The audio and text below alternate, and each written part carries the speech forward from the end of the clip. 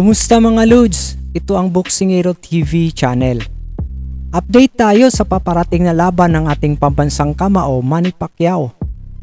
Hindi matutuloy ang unang napaghandaang laban ni Pacquiao versus Suzuki dahil nagka-injury ito sa kamay sa gitna ng kanyang pag-iinsayo. Pinalitan ito ng kanyang kapwa Hapon na isang kickboxing champion sa super lightweight na si Rukiya Anpo.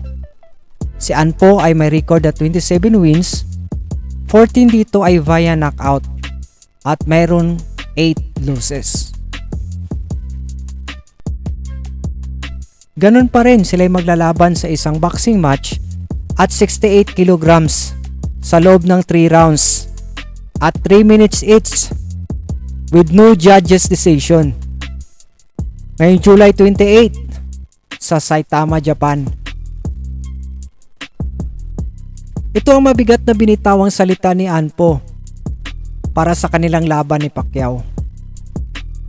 I think Pacquiao is insanely strong, but I'm going to take on the challenge with the intention of winning.